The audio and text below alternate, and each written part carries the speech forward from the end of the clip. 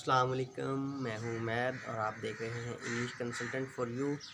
तो आज हम लिंग्विस्टिक्स की एक ब्रांच या एक उसका एरिया ऑफ लिंग्विस्टिक्स जो है वो स्टार्ट करने जा रहे हैं, जिसका नेम है मॉर्फोलॉजी।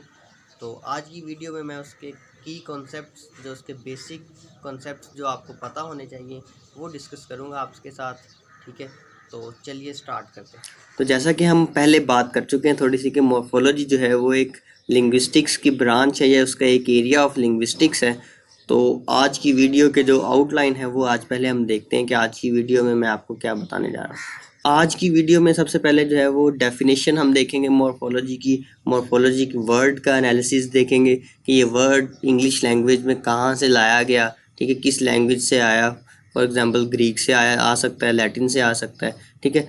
तो उसके बाद फिर हम मॉर्फीम को देखेंगे, जो मॉर्फीम है क्या चीज़ है, क्या बला है, ठीक है। फिर उसके बाद टाइप्स ऑफ मॉर्फीम्स देखेंगे, फिर फ्री एंड बाउंड मॉर्फीम जो उसकी टाइप्स हैं, और ये जो बेसिक ये दो टाइप्स हैं, इनके आगे फिर सब टाइप्स आप उसको कह लें, सब फील्ड्स कह लें, वो डेरिवेशनल और इन्फ्लेक्शनल, और इसी के साथ ही जो है वो लेक्सिकल और फंक्शनल हैं, जो वो भी यहाँ पे मेंशन नहीं है, लेकिन वो भी हम देखेंगे।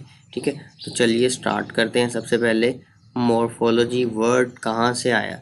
एक्चुअली अगर आपने 9th-10th, अगर आप बैचलर्स के स्टूडेंट हैं, बीएस कर रहे हैं या मास्टर्स के स्टूडेंट हैं, क्योंकि ये जो चैप्टर है ये मोस्टली बीएस ऑनर्स के स्टूडेंट्स के जो सिलेबस है उनमें डाला जाता है, या तो मास्टर्स के फर्स्ट सेमेस्टर में आपको पढ़ाया जाता है।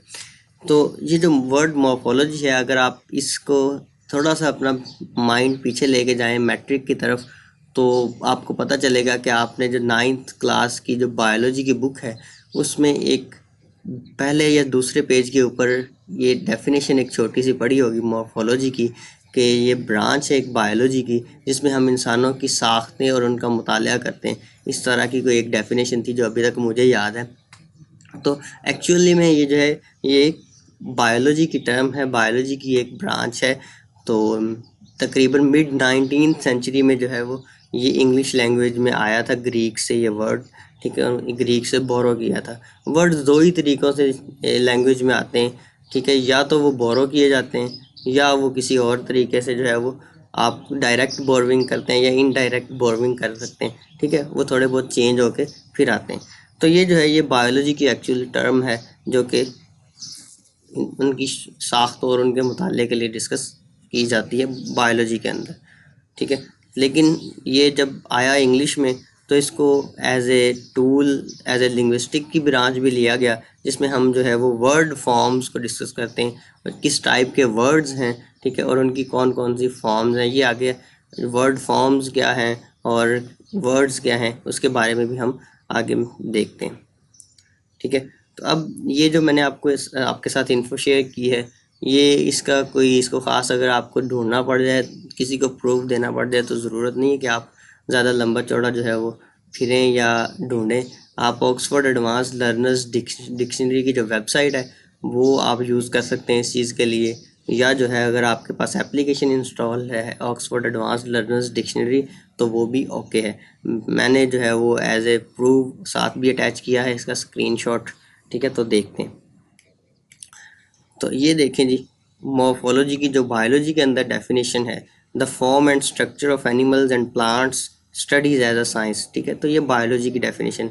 लेकिन जब हम लिंग्विस्टिक्स में आते हैं तो फॉर्म्स ऑफ वर्ड्स को हम डिस्कस करते हैं, ठीक है, किस किस टाइप के वर्ड्स होते हैं, ठीक है, लेक्सिकल, इस तरह के जो है वो फंक्शनल, इन्फ्लेक्शनल, ठीक है। तो फिर studies as a branch of linguistics, इसको जो है वो एज ए ब्रांच लिंग्विस्टिक्स में भी लिया जाता है और एज ए ब्रांच जो है वो बायोलॉजी में भी लिया जाता है, ठीक है। तो फिर इसका वर्ड ओरिजिन देख लें जी, मिड 19th सेंचुरी है, ग्रीक से ये आया है, दो वर्ड्स मॉव और लॉजी, ठीक है। तो ये आपको अब कंफर्म हो चुका होगा, ठीक है। तो चलिए अब जो है वो हम डेफिनेशन की तरफ आते हैं। इसका जो डेफिनेशन है वो क्या है। अब मॉर्फोलॉजी की जो डेफिनेशन है बेसिकली मैंने आपको पहले भी थोड़ा सा बताया था कि इसमें हम वर्ड्स के बारे में देखेंगे। तो morphology is the study of the internal structure of words and forms of the words, ठीक है। तो अब हम इसमें वर्ड्स के स्ट्रक्चर को देखेंगे। अब स्ट्रक्चर क्या है कि इसमें कौन कौन से जो है वो फर्क किया, एक वर्ड टॉक है तो उससे आगे टॉकर बन सकता है, ठीक है। तो ये जो वर्ड की चेंजिंग है एक फॉर्म से दूसरी फॉर्म के अंदर, ठीक है, तो ये सारी की सारी क्या है, वर्ड फॉर्म्स है, ठीक है। तो इनको हम डिस्कस करेंगे। फिर ये मॉर्फोलॉजी जो है ये कब एज ए ब्रांच लिंग्विस्टिक्स के अंदर इंक्लूड किया गया, तो जो है वो 1859 के अंदर अगस्त श्लैकर नेम का जो एक लिंग्विस्ट था, ठीक है, वो जो था वो इसको लेके आया था, पहली दफ़ा उसने जिक्र किया था मॉर्फोलॉजी का, ठीक है। तो इसके बाद आगे थोड़ा सा अगर हम जाएं तो मैंने आपको बताया कि इसमें हम वर्ड्स को डिस्कस करेंगे। तो सबसे पहले तो हम देखते हैं वर्ड क्या चीज़ है, वर्ड किसे हम कहते हैं लिंग्विस्टिक्स के अंदर या इंग्लिश के अंदर एक वर्ड क्या चीज़ है, ठीक है। तो वर्ड की डेफिनेशन अगर आप देखें आसान सी, तो smallest independent units of language जो हैं वो वर्ड्स हैं।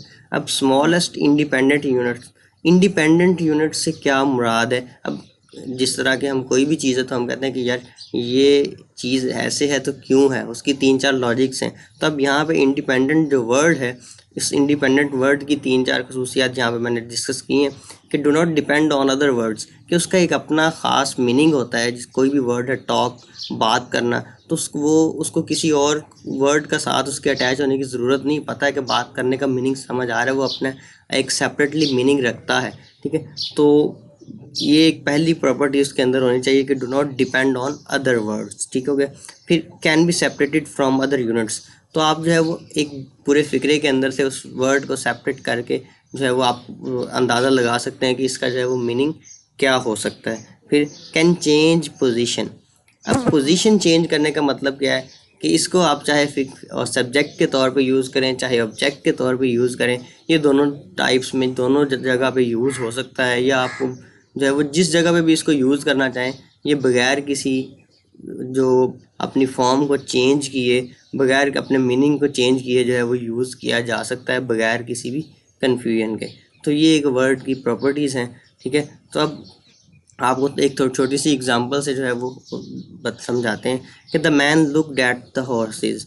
अब इसमें जो हॉर्सेस है उसमें एस जो है वो क्या कर रहा है, प्लूरलाइजेशन का काम कर रहा है, ठीक है। वो डिपेंडेंट है हॉर्स के ऊपर कि अगर हॉर्स आएगा तो उसके आगे जो एस लगा हुआ है वो फिर ही जो है वो फंक्शन करेगा, फिर ही जो है वो आपको समझ आएगा कि ये एस यहाँ पे क्या काम कर रहा है कि एक से ज़्यादा घोड़े हैं, ठीक है। तो ये डिपेंडेंट है, लेकिन इसके साथ जो वर्ड हॉर्स है वो डिपेंडेंट है और एक एक्चुअल में वर्ड है प्रॉपर, ठीक है। तो जो क्या कर रहा है, एक प्रॉपर मीनिंग दे रहा है प्रॉपर, आपको उसके अंदर जो है वो कोई किसी किस्म की कन्फ्यूजन नहीं है। तो आप जो है वो ये फ़िक्रा इस तरह से भी हो सकता है, the horses looked at the man, ठीक है। क्योंकि हॉर्स वर्ड है, इसका मीनिंग चेंज नहीं होगा, जहाँ पे मर्ज़ी आप इसको यूज़ कर लें। क्योंकि हॉर्स है तो ये हॉर्सेस, या आप इसको प्लूरलाइज ना भी करें तो the horse looked at the man, ठीक है। तो ये वर्ड वैसे का वैसे ही रहेगा, इसका मीनिंग भी चेंज नहीं होगा, ठीक है। तो ये एक वर्ड की चंद एक प्रॉपर्टीज़ थी। तो उम्मीद है आपको पता चल गया होगा कि आप वर्ड किसे कहते हैं इंग्लिश लैंग्वेज के अंदर। तो चलें अब हम स्टार्ट करते हैं मॉर्फोलॉजी का जो की कॉन्सेप्ट है, मॉर्फीम, ठीक है। तो मॉर्फीम की डेफिनेशन आप देखें तो a morpheme is the meaningful linguistic unit consisting of a word such as dog or a word element such as s at the end of dogs, ठीक है। तो मॉर्फीम क्या हो सकता है कि छोटा स्मॉलेस्ट मीनिंगफुल यूनिट है। अब स्मॉलेस्ट मीनिंगफुल यूनिट से क्या मुराद है, छोटे से छोटा ऐसा यूनिट, वो एक पूरे का पूरा वर्ड भी हो सकता है, ठीक है, और वो एक छोटा सा पेयर भी हो सकता है जो क्या कर रहा हो, मीनिंग को डिस्टिंग्विश कर रहा हो, मीनिंग को जो है वो बदल रहा हो, ठीक है। उसे हम क्या कहते हैं, ये एक मॉर्फीम है। मिसालें मिसालें देखेंगे 2-3 तो फिर समझ आएगा आपको कि मॉर्फीम किसे कहते हैं, ठीक है। That can not be divided into smaller meaningful parts, यानी कि वो छोटे से छोटा पार्ट होगा, उसको उससे ज़्यादा जो है वो हम आइडेंटिफाई करके छोटा नहीं कर सकते, ठीक है। तो morphemes are the smallest units of meaning in the language, कि इससे ज़्यादा स्मॉल आप लैंग्वेज में और कोई चीज़ जो है वो नहीं कर सकते और इसको सब डिवाइड नहीं कर सकते, ठीक है। तो इसकी एग्जांपल आप देखें तो talk, talker, talked and talking, ठीक है। तो अब इन सब में जो एक मेजर एलिमेंट है टॉक, एक वर्ड है, वो एक मॉर्फीम हो गया, ठीक है। उसके साथ आगे जो एस लगा हुआ है या ई आर लगा हुआ है या ई डी लगा हुआ है या आई एन जी फॉर्म लगी हुई है, ठीक है। तो ये जो सारे के सारे एलिमेंट्स हैं, ये सारे के सारे मॉर्फीम्स हैं। ये मीनिंग डिस्टिंग्विशिंग जो है वो वर्ड्स हैं, ये मीनिंग को डिस्टिंग्विश करते हैं कि टॉकर जो है वो कौन है, टॉक कौन कर रहा है, ठीक है, टॉकिंग कौन कर रहा है, ठीक। तो ये सारे मीनिंग डिस्टिंग्विशिंग यूनिट्स हैं, तो ये मॉर्फीम्स हैं। क्योंकि टॉक भी एक मॉर्फीम है, लेकिन जो है वो टॉकर, ये जो वर्ड हमने ऊपर डेफिनेशन में डिस्कस किया था कि वो एक वर्ड भी हो सकता है मीनिंगफुल यूनिट के अंदर, और जो है वो SES की तरह के जो चेंजिंग, जो आप उसको कह सकते हैं मीनिंग चेंजिंग वर्ड्स हैं, ठीक है, या वर्ड एलिमेंट्स हैं, वो भी हो सकते हैं, ठीक है। तो थोड़ा सा आगे जाते हैं। All these elements are described as the morphemes, ये तो हमने देख लिया, ठीक है। फिर इसके बाद टाइप्स ऑफ मॉर्फिम्स, तो यहाँ से जो है वो एक्चुअल चीज़ स्टार्ट होगी। मॉर्फिम से थोड़ा सा आगे हम अब बेसिक से थोड़ा थोड़ा एडवांस्ड की तरफ जा रहे हैं। अब हम इसकी सबसे पहले जो है वो बेसिक देखेंगे ब्रांचेस, इसके बाद फिर जो है वो थोड़ा सा और एडवांस्ड की तरफ जाएंगे। अब ये एक आपके सामने ट्री जो है वो मैंने बनाया है, ठीक है, कि सबसे पहले जो बेसिक फॉर्म्स हैं मॉर्फीम्स की, वो फ्री और बाउंड मॉर्फीम्स हैं, ठीक है। फ्री मॉर्फीम्स क्या होते हैं, बाउंड मॉर्फीम्स क्या होते हैं, ये अब हम एक एक करके अगली स्लाइड्स में देखेंगे, ठीक है। तो फ्री मॉर्फीम्स की आगे दो मज़ीद टाइप्स हैं, लेक्सिकल और फंक्शनल, ठीक है। उसके बाद बाउंड मॉर्फीम्स जो हैं उनकी भी मज़ीद दो टाइप्स हैं, डेरिवेशनल और इन्फ्लेक्शनल, ठीक हो गया। तो अब इनको एक एक करके हम स्टार्ट करते हैं कि क्या चीज़ है ये। तो फ्री और बाउंड मॉर्फीम्स जो हैं, फ्री मॉर्फीम्स हैं वो हम ऐसे मॉर्फीम्स को कहते हैं जो अपने आप अलहदा तौर पे बगैर जो है वो किसी भी और वर्ड का सहारा लिए अपना मीनिंग समझा सकें, इकट्ठे जो है वो अकेले खड़े हो सकें। आप कह सकते हैं कि free morphemes are those who can stand by themselves as single words, ठीक है। इनकी एग्जांपल देखेंगे तो आपको समझ आ जाएगी कि tour, open, read, all these words जो हैं वो क्या है, उनको अकेले खड़े होने में कोई मसला नहीं है, वो अपना मीनिंग अकेले ही समझा सकते हैं कि टोर का मतलब क्या है, ओपन का मतलब क्या है, रीड का मतलब क्या है। ये तो आम सिंपल वर्ड्स हैं, आपको पता चल ही गया होगा, ठीक है। तो अब फ्री मॉर्फीम्स जो हैं वो ऐसे मॉर्फीम्स हैं जो क्या कर सकते हैं, अलोन अपना मतलब समझा सकते हैं और स्टैंड कर सकते हैं। फिर बाउंड मॉर्फीम्स दूसरी टाइप्स हैं। अब बाउंड मॉर्फीम्स ऐसे मॉर्फीम्स हैं जो अकेले अपना मीनिंग नहीं समझा सकते, उनका अकेले का कोई मीनिंग नहीं होता, उन्हें किसी न किसी और वर्ड के साथ अटैच होना पड़ता है अपना जब वो मीनिंग वाज़े करने के लिए, या अपना फंक्शन जो है वो वाज़े करने के लिए जो है उनको किसी न किसी वर्ड का सहारा लेना पड़ता है, ठीक है। तो on the other hand, bound morphemes are those who cannot stand by themselves and are typically attached to another form, exemplified as re, ist, ed, और यह अकेला s जो है वो क्या है, ये सारे के सारे बाउंड मॉर्फीम्स हैं। इनका कोई ख़ास मीनिंग इस तरह से नहीं नज़र आ रहा, जब ये वर्ड्स के साथ अटैच होंगे, ठीक है, जिस तरह री ओपन, ठीक है। तो इसी तरह के जो और वर्ड्स हैं वो आप तभी उनको समझ पाएंगे जब ये फॉर्म्स उनके साथ अटैच होंगे। तो इसकी एग्जांपल में देखें, अनड्रेस्ड, केयरलेसनेस, ठीक है। तो अब इसके पेयर अगर हम देखें बनाएं तो अनसेपरेट जो है वो एक मॉर्फीम है, ड्रेस सेपरेट मॉर्फीम है, और ईडी जो है वो सेपरेट मॉर्फीम है। इसी तरह केयरलेसनेस के अंदर केयर सेपरेट मॉर्फीम है, लेस सेपरेट मॉर्फीम है, नेस सेपरेट मॉर्फीम है, ठीक है। तो इसको अगर हम कैटेगराइज करें तो जो सबसे पहला अन है उसको भी अपना मीनिंग समझाने के लिए क्या चीज़ चाहिए, ड्रेस का वर्ड लाजमी चाहिए, ठीक है। और आगे जो ईडी है वो भी ड्रेस का वर्ड ना हो तो वो बेकार है, ठीक है। तो अनड्रेस्ड में जो है वो आपको एक ड्रेस जो है वो फ्री मॉर्फीम है, बाकी जो दोनों के दोनों है वो क्या है, वो बाउंड मॉर्फीम है। इसी तरह ही केयरलेसनेस के अंदर जो पहला वर्ड केयर है वो अगर ना हो तो लेस और नेस दोनों ही बेकार हैं, ठीक है। तो ये दोनों के दोनों फिर क्या हुए, बाउंड मॉर्फीम्स, क्योंकि हमने देखा है कि बाउंड मॉर्फीम्स ऐसे मॉर्फीम्स हैं जो अकेले अपना मीनिंग नहीं दे सकते।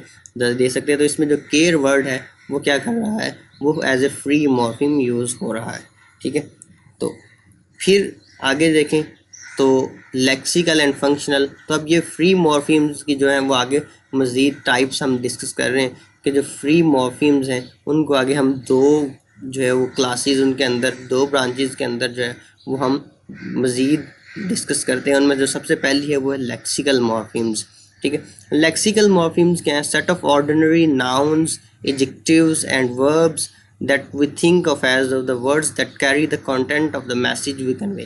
अब लेक्सिकल मॉर्फीम्स ऐसे वर्ड्स हैं जो क्या करते हैं, जिनका कोई ख़ास, जिनके अंदर कोई ख़ास मैसेज होता है। वो क्या हो सकते हैं, वो कोई नाउन हो सकता है, ठीक है, वो कोई एडजेक्टिव हो सकता है, वो कोई वर्ब हो सकता है जिसके अंदर कोई किसी काम का जो है वो होना या करना बताया जा रहा हो, ठीक है। तो अब उसकी एग्जांपल में देख लें, girl, man, house, tiger, set, जितने भी वर्ड्स हैं जिनका कोई ख़ास जो है वो जो हमें किसी ख़ास चीज़ के बारे में बता रहे हैं, उसे हम क्या कहते हैं कि ये जो है ये लेक्सिकल मॉर्फीम्स हैं, ठीक है। फिर इनको जो है वो we can add new lexical morphemes. तो जिस तरह के आपको पता है कि इंग्लिश लैंग्वेज है या कोई भी लैंग्वेज है, उसमें हर साल नए वर्ड्स ऐड होते रहते हैं, ठीक है। इस साल जो है वो कोरोना वायरस आया है तो कोविड जो है वो वर्ड आ गया, और इसी तरह जो वर्ड एक न्यू इस साल ऐड हुआ वो कोविडियट वर्ड जो है था वो ऐड हुआ था इस साल, ठीक है। तो अब कोविडियट वर्ड का मीनिंग क्या है, वो स्टूपिड पर्सन को उन्होंने जो है वो लेबल किया है, जिसको पता भी है कि ये काम नहीं करना, घर में रहना है, तो वो जो है वो फिर भी बाहर जाता है, तो उसको कोविडियट वर्ड जो है वो उन्होंने एक न्यू लॉन्च कर दिया डिक्शनरी में, ठीक है। तो फिर इसी तरह ही जो है वो इनको इस क्योंकि हम नए वर्ड्स ऐड कर सकते हैं डिक्शनरी के अंदर, तो वो ऐसे वर्ड्स ही जो है वो क्या कौन से वर्ड्स हम ऐड कर सकते हैं जो हर साल नए वर्ड आते हैं या लैंग्वेज के अंदर आते ही रहते हैं, उनको हम इस एडिशन की वजह से हम लेक्सिकल्स को क्या कहते हैं कि ये ओपन क्लास ऑफ वर्ड्स हैं, ये बाउंड नहीं है कि बस इतने ही रहने, इसमें नए वर्ड्स हैं वो अटैच हो सकते हैं, नए वर्ड्स आ सकते हैं, ठीक है। तो फिर इसके जो ऑपोजिट साइड पे देखें तो कुछ फंक्शनल मॉर्फीम्स भी हैं फ्री मॉर्फीम्स के अंदर, कि जो अकेले अपना मीनिंग तो समझा रहे होते हैं लेकिन जो है वो फंक्शन के लिए यूज़ हो रहे होते हैं, उसका कोई ख़ास जो है वो प्रॉपर उसकी आप कह लें कि नहीं वो यूज़ वहाँ पे एज ए फ्री जो है वो लेक्सिकल मॉर्फीम नहीं आप उसको यूज़ कर सकते वो, क्योंकि ना वो प्रॉपर, आप कोई एग्जांपल देखें जो है वो एंड, ठीक है, ये इसका मानी तो वाज़े हो रहा है, स्टैंड भी कर रहा है, ठीक है, फ्री के तौर पे ये स्टैंड भी कर रहा है और इसका मीनिंग जो है वो वाज़े हो रहा है, लेकिन इसकी अगर डेफिनेशन पढ़ें, this set consist largely of the functional words in languages such as conjunctions, prepositions, articles and pronouns. तो ये जो चार कैटेगरीज हैं पार्ट्स ऑफ स्पीच की, conjunctions, prepositions, articles and pronouns, तो ये जो चारों कैटेगरीज हैं ये फंक्शनल मॉर्फीम्स के तौर पे आती हैं, ठीक है। तो अब फ़िक्रे में आपको कोई भी फ़िक्रा दिया जा सकता है कि इसको जो है वो कैटेगराइज करके दें, जो है वो इसमें कौन सा फंक्शनल मॉर्फीम है, कौन सा जो है वो लेक्सिकल मॉर्फीम है, तो आपको पता चल जाना चाहिए कि ऐसे वर्ड्स जो फंक्शन के तौर पे आते हैं, जो कंजक्शंस हैं, जो प्रेपोजिशंस हैं, जो आर्टिकल्स हैं, वो किस लिए यूज़ होते हैं, वो सारे के सारे फंक्शनल मॉर्फीम्स हैं, और इसी वजह से इसको जो है वो हम क्लोज क्लास ऑफ वर्ड्स कहते हैं, क्योंकि इसमें जो है वो नए वर्ड्स नहीं अटैच कर सकते, ठीक है। जो नए वर्ड्स अटैच जहाँ पे किए जाते हैं वो लेक्सिकल मॉर्फीम्स हैं, इसलिए उनको जो है वो हम ओपन क्लास ऑफ वर्ड्स कहते हैं, ठीक है। इसके आगे जो है वो हम बाउंड मॉर्फीम्स की दो टाइप्स डिस्कस करते हैं, जो कि डेरिवेशनल और इन्फ्लेक्शनल मॉर्फीम्स हैं, ठीक है। तो डेरिवेशनल मॉर्फीम्स क्या हैं और इन्फ्लेक्शनल मॉर्फीम्स क्या हैं। डेरिवेशनल मॉर्फीम्स जो हैं वो ऐसे वर्ड्स हैं जो या वो ऐसे मॉर्फीम्स हैं जो अटैच करने से पूरी की पूरी class of word he change हो जाती है, जिस तरह के जो है वो एक नाउन एडजेक्टिव में चेंज हो सकता है, ठीक है, जो है वो नाउन वर्ब में भी चेंज हो सकता है, ठीक है। तो ये ऐसे वर्ड्स हैं जो हम ऐसे डेरिवेशनल मॉर्फीम्स हैं, ठीक है, या ऐसा मॉर्फीम की टाइप है जिसको हम अगर हम किसी वर्ड के साथ अटैच करें तो उस वर्ड की पूरी क्लास ही चेंज हो जाएगी, उसका जो पूरे का पूरा जो है वो आप उसे कह सकते हैं पार्ट्स ऑफ स्पीच ही चेंज हो जाएगा। तो इसकी डेफिनेशन क्या है, derivational morphemes are those that are used to create new words और क्लासेस ऑफ वर्ड्स, ठीक है। एग्जाम्पल के तौर पे जो है वो देखते हैं, the addition of the derivational morpheme I Z E, ठीक है, I G changes the adjective normal to the verb normalize. तब नॉर्मल जो है वो एक एडजेक्टिव है, ठीक है, तो इसको जब वर्ब में चेंज करना हो तो हम उसके सामने जो है उसके साथ जो है वो आई जी ई नॉर्मलाइज जो वर्ड बनता है न्यू, ठीक है, उसको हम क्या कहते हैं कि ये एक वर्ड न्यू डिस्कस हुआ है, जिसे हम क्या कहते हैं कि ये एक चेंज होगी, ये क्लास ऑफ वर्ड्स जो है वो डेरिवेशनल मॉर्फीम जो है वो इसकी जगह पे यूज़ हो चुका है, ठीक है। तो अब इसके आगे जो है वो इसकी बिल्कुल और दो एक तीन मिसालें देख लेते हैं, जिस तरह के हेल्पफुल है, ठीक है, तो हेल्पलेस और जो है वो हेल्पफुल में जो लास्ट थ्री वर्ड्स हैं FUL फुल और LESS लेस, ठीक है, तो ये दो वर्ड्स जो हैं वो क्या कर रहे हैं, वो इसकी क्लास चेंज कर रहे हैं, ठीक है। वो जो एडजेक्टिव हेल्पलेस और हेल्पफुल है वो किस नाउन हेल्प का जो है वो एक अदर फॉर्म्स है, अदर क्लासेस ऑफ वर्ड्स हैं, ठीक है। तो इस तरह जो है वो डेरिवेशनल मॉर्फीम, हम ऐसे मॉर्फीम को कहते हैं जो पूरी की पूरी क्लास ऑफ वर्ड चेंज कर देता है, ठीक है। फिर इसके ऑपोजिट साइड पे जो है वो इन्फ्लेक्शनल मॉर्फीम्स है। इन्फ्लेक्शनल मॉर्फीम्स जो हैं वो भी लिमिटेड से हैं, ठीक है। इन्फ्लेक्शनल मॉर्फीम हम कहते हैं कि इनको हैं जो किस लिए यूज़ होते हैं। The second type of bound morphemes consist of inflectional morphemes that are used to show some aspects of grammatical function of a word, ठीक है। तो जो क्या काम कर रहे होते हैं, जो हमें ग्रामेटिकल फंक्शन के बारे में बता रहे होते हैं। यहाँ पे जो है वो एज ए प्लूरल यूज़ हुआ है ये वाला वर्ड, ये यहाँ पे जो है वो सिंगुलर नाउन के तौर पे यूज़ हुआ है। एस या ई एस का इजाफा आपको बचपन से पता होगा, ठीक है। जब से आप इंग्लिश पढ़ना स्टार्ट हुए टेंसेज में, कि जब वो प्रेजेंट इंडेफिनिट में हम एस या ई एस का इजाफा करते हैं, तो वो जो एस या ई एस है वो क्या काम कर रहा है, वो ग्रामेटिकल फंक्शन का काम कर रहा है। तो वो ग्रामेटिकल फंक्शन जो चीज़ हमें बताएगी, वो वाला जो मॉर्फीम होगा उसे हम क्या कहेंगे, ये इन्फ्लेक्शनल मॉर्फीम है, ये किसी चीज़ को इन्फ्लेक्ट कर रहा है, ठीक है। We use inflectional morphemes to indicate if a word is singular or plural, whether it is past tense or not, or whether it is a comparative or possessive form. तो जब एडजेक्टिव्स होंगे तो उनकी डिग्रीज आ जाएंगी, तो उसकी degree हमें बता रहा होगा ये कंपैरेटिव डिग्री है या सुपरलेटिव डिग्री है। तो 8 जो है वो इन्फ्लेक्शनल मॉर्फीम्स हैं इंग्लिश लैंग्वेज के अंदर। वो 8 कौन कौन से हैं वो आप देखें, आपकी स्क्रीन पे आपको नज़र आ रहे होंगे कि ये जो है एस का इजाफा जो है वो हम नाउन्स को जो है वो प्लूरल बनाने के लिए हम यूज़ करते हैं। इन्फ्लेक्शनल मॉर्फीम जो पहला है वो एस का है।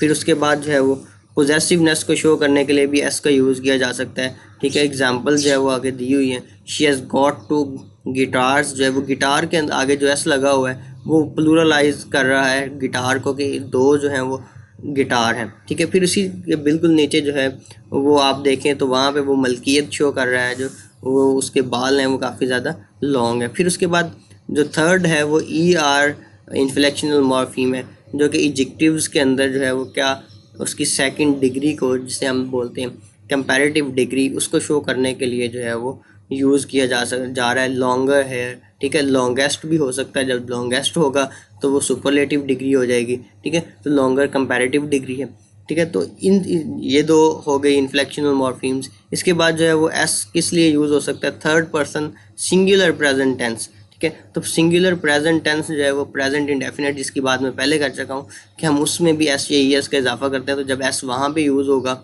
तो वहाँ पे जो है वो किस लिए यूज़ होगा, वो भी वहाँ पे इन्फ्लेक्शन के तौर पे यूज़ होगा, वहाँ पे भी जो है वो इन्फ्लेक्शनल मॉर्फीम कहलाएगा।